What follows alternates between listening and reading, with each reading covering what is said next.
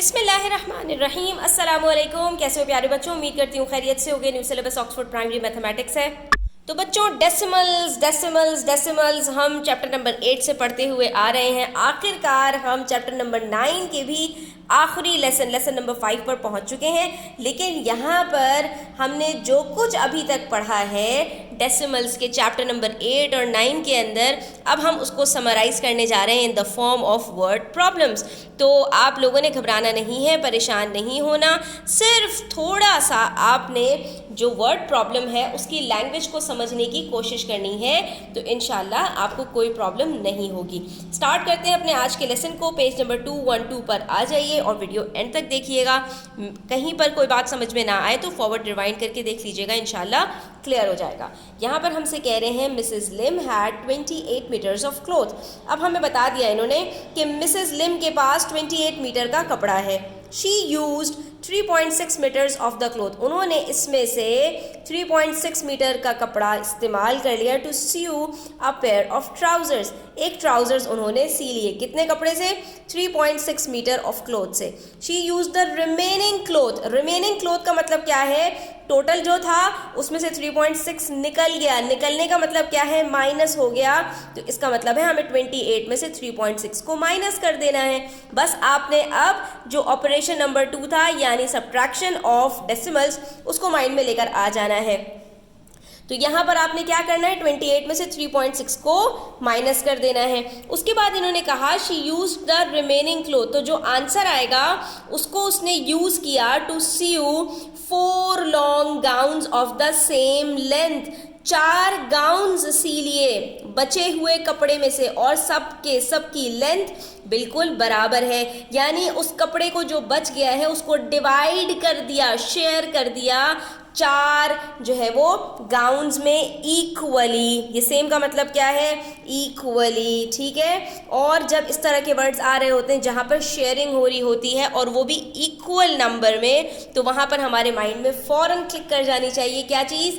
Division. तो अब हमसे कह रहे हैं what was the length of cloth Mrs Lim used to sew each gown. तो हर गाउन की लेंथ कितनी है, यानी हर गाउन में कितना पीस ऑफ क्लॉथ लगा है, आपको ये बता देना है। तो ये इसका आंसर किस में आएगा? 2 स्टेप्स में आएगा। सबसे पहली बात कि हमें यहाँ पर जो रिमेनिंग क्लॉथ है वो निकालना पड़ेगा। क्यों? क्योंकि इन्होंने जो गाउन्स सिए हैं वो रिमेनिंग क्लॉथ से सिए हैं। तो सबसे पहले हम 28 में से 3.6 को माइनस कर देते हैं। अब यहाँ पर माइनस करने में हमारे पास जो डेसिमल है वो एक ही लाइन में आना चाहिए। 28 के पास तो कोई डेसिमल ही नहीं है, तो उसका डेसिमल कहाँ होगा? 8 के बाद। तो हमने यहाँ पर भी डेसिमल नीचे 8 के बाद लगा लिया। डेसिमल से पहले हमारे पास यहाँ पर सिर्फ 3 है, तो 8 के नीचे 3 आ जाएगा, और डेसिमल के बाद 6 है तो ये यहाँ आ जाएगा। अब यहाँ इससे ऊपर तो कुछ नहीं है, माइनस करना है तो हमें यहाँ पर कोई नंबर चाहिए। हमने क्या किया? यहाँ पर 0 लगा दिया, ठीक है। तो अब यहाँ पर हमें माइनस करना आसान हो जाएगा। माइनस बिल्कुल उसी तरह करना है जिस तरह हम नॉर्मल नंबर्स को करते हैं, ठीक है। तो अब हमने यहाँ पर इसको कैरी दिया, ये 10 हो गया। 10 में से माइनस किया 6, बचा 4। डेसिमल के नीचे डेसिमल आ गया, 7 माइनस 3 भी 4 होता है, और ये बच गया हमारे पास 24.4 मीटर क्लॉथ।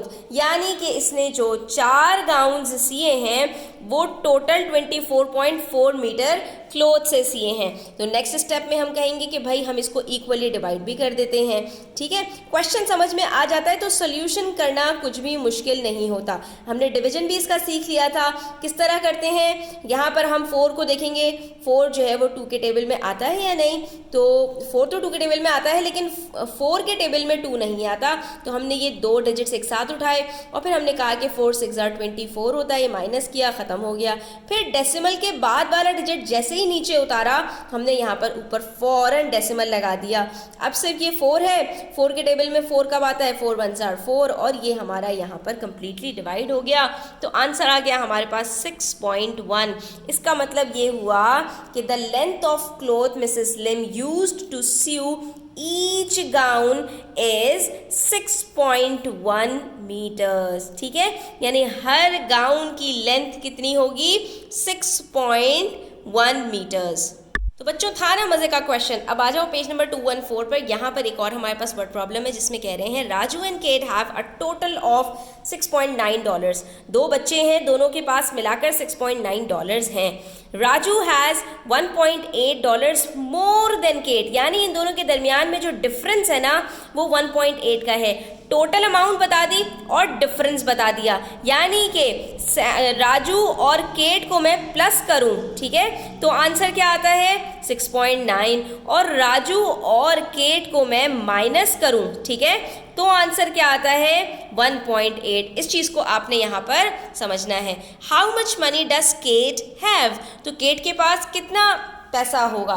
तो बच्चों यहाँ पर देखो ज़रा गौर से, अगर आप देखें तो हम एक मॉडल बनाते हैं जिसमें हमने कहा कि भाई केट के पास जितना पैसा है राजू के पास उतना पैसा भी है और उससे $1.8 ज़्यादा भी हैं, यानी एक यूनिट इसके पास, एक यूनिट इसके पास प्लस $1.8, और ये तीनों चीज़ें यानी ये दोनों यूनिट्स प्लस 1.8 मिलकर बनते हैं $6.9, ठीक है। तो हमें ये बात अगर समझ में आ जाएगी तो हम ये कह सकते हैं कि अगर $6.9 में से मैं $1.8 निकाल दूं तो मेरे पास सिर्फ ये दो आइडेंटिकल यूनिट्स बच जाएंगे जो कि दोनों सेम होंगे।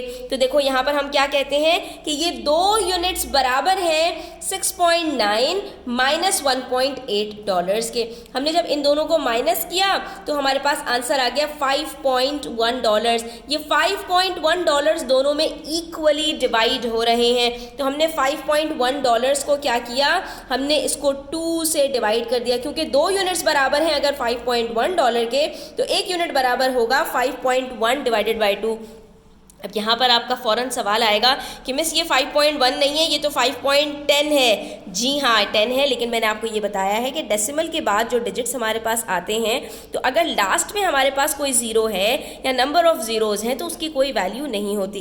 लेकिन फिर भी अगर आप लिखना चाहते हैं तो ये लीजिए, लिख दिया मैंने यहाँ पर। अब आपने क्या करना है, 5.10 को डिवाइड कर देना है 2 से। 2 2s are 4, बच गया 1। उसके बाद हमने जैसे ही डेसिमल के बाद वाला 1 नीचे उतारा तो हमने ऊपर फ़ौरन डेसिमल लगा दिया। उसके बाद ये बन गया 11, तो हमने कहा भाई 2 5s are 10 होता है। उसके बाद ये मज़ीद हमारे पास यहाँ पर 1 बच गया। तो अब क्योंकि इन्होंने यहाँ पर इस ज़ीरो को इसलिए रखा क्योंकि हमें इसकी ज़रूरत पड़ने वाली थी, क्योंकि यहाँ पर ये 1 रिमाइंडर बच जाता वरना। तो अब क्या करेंगे, हम इस ज़ीरो को उतारेंगे। दरअसल अगर यहाँ पर ज़ीरो नहीं होता स्टूडेंट्स, तब भी हम यहाँ पर ज़ीरो लिखते इस डेसिमल को यूज़ करते हुए, ताकि हम इसको कम्प्लीटली डिवाइड कर पाएँ, इसको हम ख़त्म कर सकें। अब 2 की टेबल में 10 आता है कब, 2 5s are 10।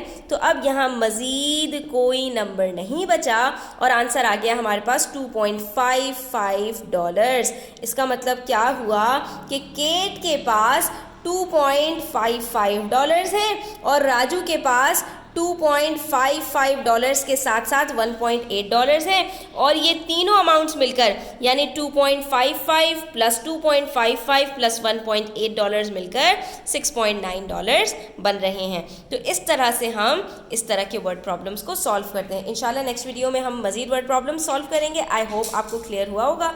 स्टिल कोई क्वेश्चंस हो, क्वेरीज हो, कमेंट सेक्शन में पूछ सकते हैं। Thanks for watching the video till the end. Take care, do subscribe to my channel. अल्लाह हाफिज़।